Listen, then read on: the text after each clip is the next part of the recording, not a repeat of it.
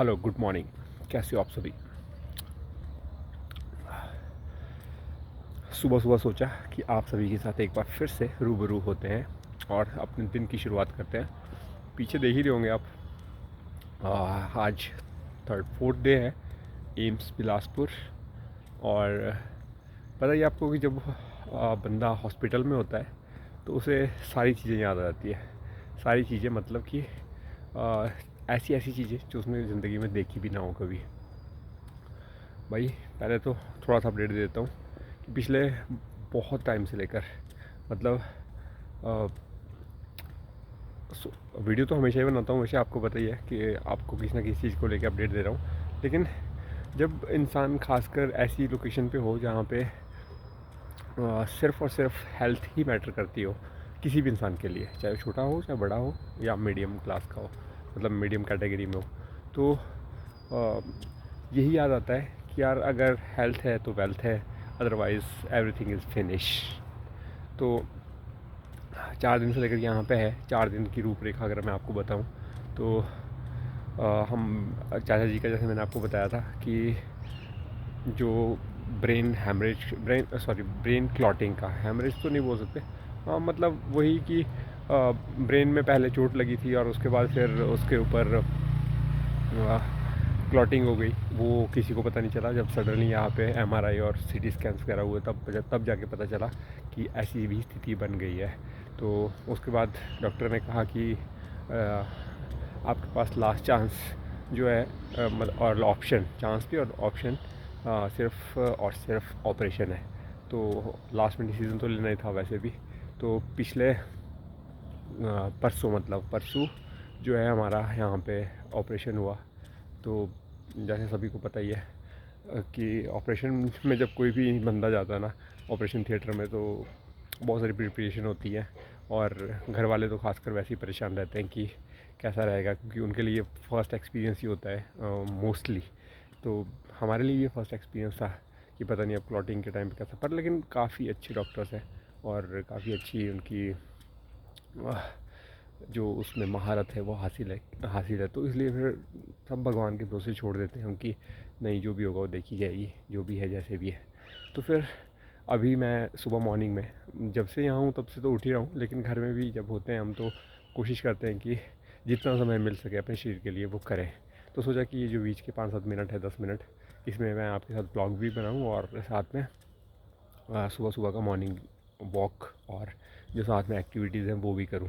अभी मैं बिल्कुल डायग्नोस्टिक के बिल्कुल सामने हूँ, तो सोचा कि सुबह सुबह अपनी बॉडी के ना अ, अ, मतलब हार्ट रेट को और अपने लंग्स को बूस्ट किया जाए। जब चाचा जी को मैं देख रहा था तो कल जब उनके जो हार्ट रेट और पल्स रेट जो होती है हमारी, उसको जब चेक करने लगे तो उसमें हार्ट रेट जो है कभी 37, 38, 40, 45, मतलब 52, 55 लास्ट जा रही है उसमें। तो जबकि डॉक्टर्स ने कहा था कि हार्ट रेट जो है वो कम से कम आपकी 60 अबव होनी चाहिए।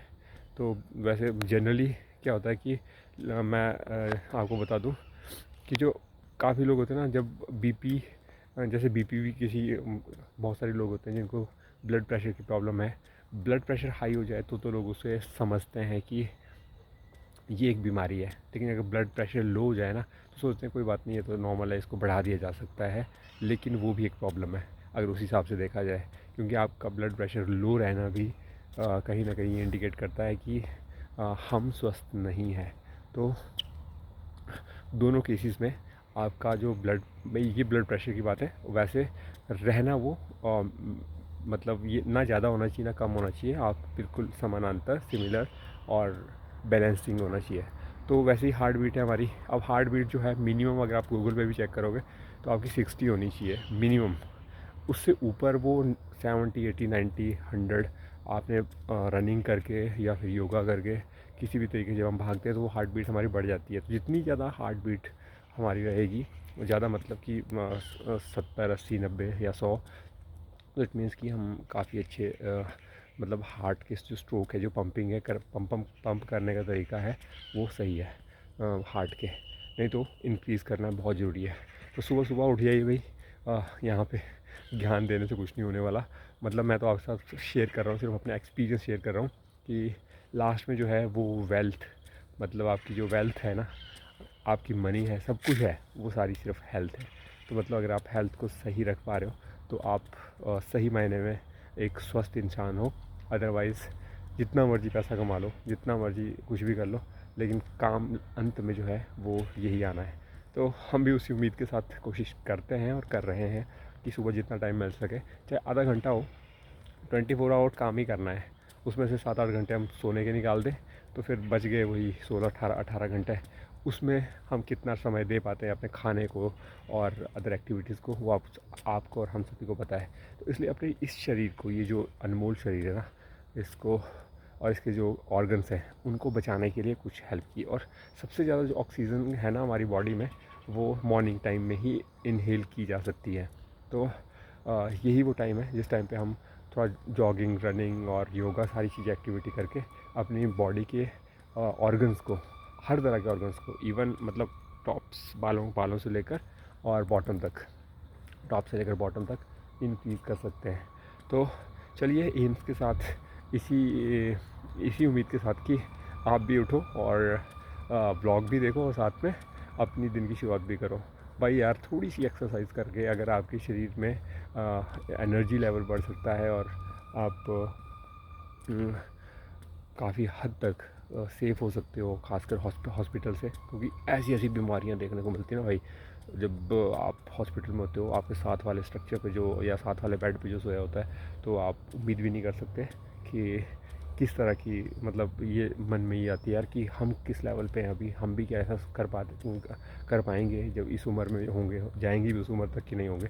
तो चलिए वो तो उम्र की बात है, लेकिन हम अपने अभी इस टाइम के अगर जो डेली शेड्यूल को है वो भी अगर मॉनिटर कर पाएँ और सही से अपने बॉडी को थोड़ा सा कुछ दे पाएँ, तो मुझे लगता है इससे बेटर कुछ नहीं होता। तो ज़्यादा टाइम वेस्ट ना करते हुए यही कहना चाहूँगा, good morning once again, and keep it up, and get up early in the morning and do exercise as regular as you can, जितना भी आप कर सकते हो। और छोड़ के एप्पल ज़रूर खाओ भाई, और इनहेल करो ऑक्सीजन को। जितनी ऑक्सीजन को इनहेल करोगे, बॉडी में, ब्लड में जितनी ज़्यादा ऑक्सीजन होगी ना, वही लास्ट में हमारी बॉडी को और हमारे बॉडी के सेल्स को ज़्यादा टाइम के लिए एक्टिवेट कर सकती है। तो हमारे ब्लड में ऑक्सीजन होना बहुत ज़रूरी है। ब्लड में ऑक्सीजन जितनी कम होगी, उतना ज़्यादा बीमारियों के चांस और ऑर्गन्स डैमेज होने के चांसेस कन्फर्म्ड है। आप चाहे तो गूगल भी सर्च कर लो। इसलिए सिर्फ बॉडी में ब्लड नहीं होना चाहिए, बॉडी के साथ ऑक्सीजन का लेवल भी होना चाहिए। मतलब उसी ब्लड में जितने ज़्यादा ऑक्सीजन की मात्रा में, ऑक्सीजन हमारी मात्रा में होगी, उतनी ही सही हमारी बॉडी जो है वो रिएक्ट करेगी। किसी भी, आप देख लेना पूरे दिन में मतलब आप कितने एक्टिव रहते हो, और वो डिपेंड करता है कि आपकी बॉडी के सेल्स जो है वो कितने फास्टली काम कर रहे हैं। तो चलिए, ऑपरेशन जो है हमारा ऑलरेडी सक्सेसफुल हुआ है। जो मैं आपको बता रहा हूँ कि ब्रेन क्लॉटिंग का था। डरने वाली बात नहीं होती यार, कि जब आप हॉस्पिटल में हो, बाकी सारी चीज़ें डॉक्टर्स और भगवान पे छोड़ देते हैं। ब्रेन में क्लॉटिंग थी, अभी वो सारी चीज़ें चल रही है। यहाँ से 2 पाइपें लगी है कि जब तक यहाँ पे अभी हॉस्पिटल में हैं हम, जो अंदर क्लॉटिंग्स दोबारा बनने के अगर चांसेस हों भी, तो वो वहाँ से उस पाइप के थ्रू बाहर निकल जाएँ। मतलब उसके साथ उन्होंने एक बॉटल जैसी फिक्स करी है सिर के साथ। तो वो अभी 3-4-5 दिन तो रहेगी जब तक ऑब्जर्वेशन में है। उसके बाद वो निकाल दी जाएगी और स्टिचेस को लॉक कर दिया जाएगा। अब उसके आगे जो है जिम्मेवारी वो घर वालों की बनती है, मतलब हमारी बनती है कि हम कितना केयर करवाते हैं पेशेंट की। तो चलिए, बहुत सारी बीमारियाँ हैं इस संसार में, कोशिश कीजिए कि अपनी छोटी छोटी चीज़ों को ना बड़ा ना होने दें और उससे पहले उसको ख़त्म किया जाए। तो take care, bye bye and see you. मिलते हैं आपसे 8 मिनट 9 मिनट। अब हम थोड़ा योगा कर लेते हैं और थोड़ी एक्सरसाइज, रनिंग कर लेते हैं, ताकि हमारी बॉडी का भी जो है लेवल जो है थोड़ा बढ़ जाए। तब तक वो सोए हुए, हाँ, और वो सोए हैं अभी वहाँ पे और हम उठे हैं, तो जब तक वो सोए हैं उसका फ़ायदा हम उठाते हैं। Take care, bye bye, see you.